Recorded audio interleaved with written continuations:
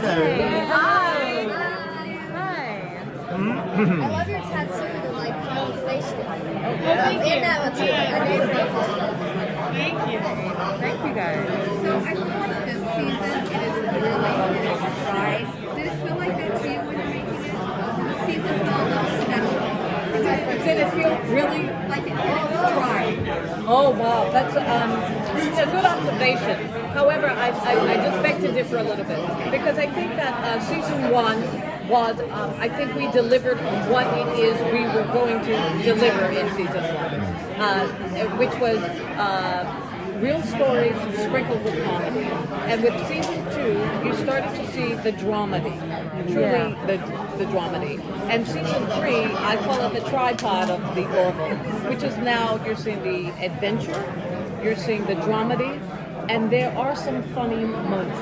And so I think that there are three separate, but in the third season, it's able to encompass everything on a level that is palatable. And I think it palatable meaning that you really want to take it in because it matters and the subject matter. And what I love about, the comedy has always been, we always asked about the comedy content in the show, and it started off a lot more humorous, I'd say, which is fair enough observation, but the great thing about this season is that you'll have beautiful drama, which is undercut now and again with a bit of classic Seth MacFarlane comedy, and it's observational, and it's that sort of slightly biting East Coast undermining kind of sense of humor, which I really like, and I think the fans really enjoy, and it's refreshing. It's that bit of a sprinkle of lemon juice on your pancake. You need it. Well, you don't. I'm not quite funny. You don't like anything on your pancakes.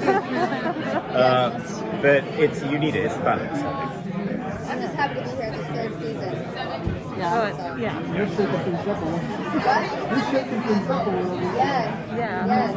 Luckily, I come in hot, but I hope that the audience sees her journey, which I think people are starting to see. There are a couple more episodes for the season, so I'm hoping that there's still a bit more room for everyone to change their opinion.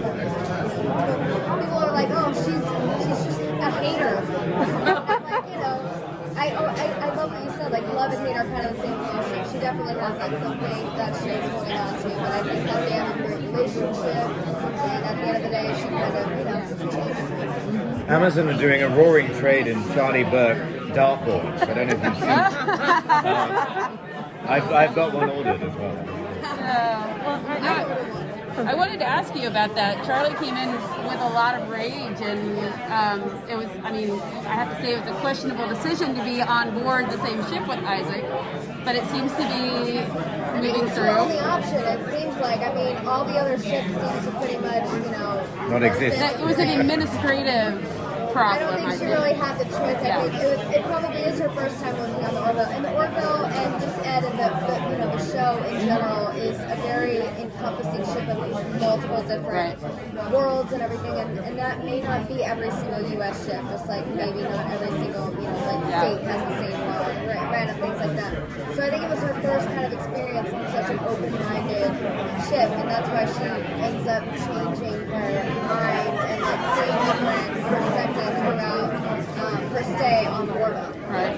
But I appreciate that Charlie's role is to kind of keep us keep to the forefront of the audience's mind that what Isaac did Was heinous. There's consequences, and that seems to be a theme this whole season is consequences from past seasons.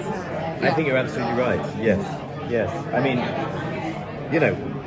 It was so important to address right at the beginning of this season what had happened and the role that Isaac played in that, and how that can't be brushed under the carpet.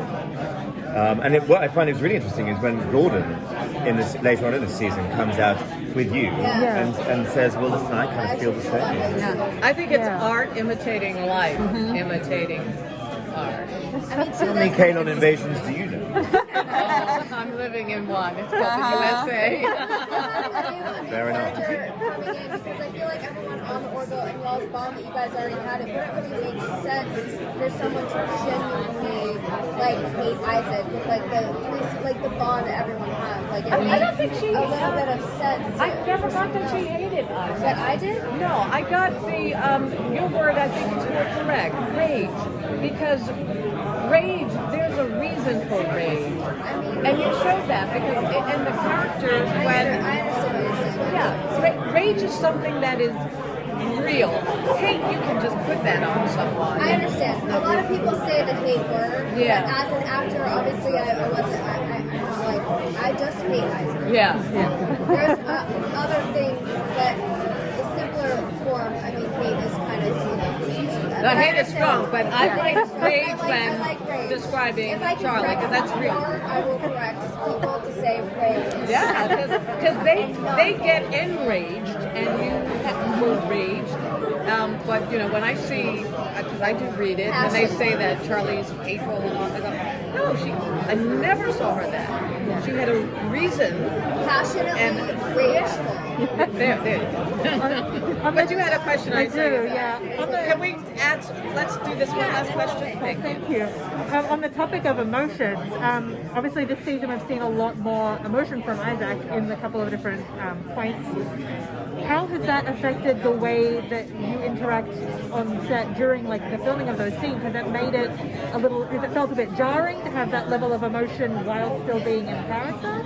Well, between the two of you? it only happened in that one scene where he did have the emotion Yeah. slip in, and we knew it was coming, and we talked We had about a it big talk beforehand. about it. Yeah. And what we talked about was the fact that it was new. Yeah. And so it wasn't just new for us. Yeah. It was new for Claire too. Yeah, exactly. And so we talked about being kid-like in that. I don't Teenagers, think I think there was that kind Yeah. of, We like- wanted to just explore something for the first time, and so that's what emotions are. When you see your kid discover they got toes and it tickles and they touch, it's something like that. Yeah, but we did have to talk about it first, didn't we? Yes. Just to sort Yeah. of, so we kind of went to the set kind of understanding each other. Yeah. Awesome. Good question. Awesome. Thank you so much. Thank you so much.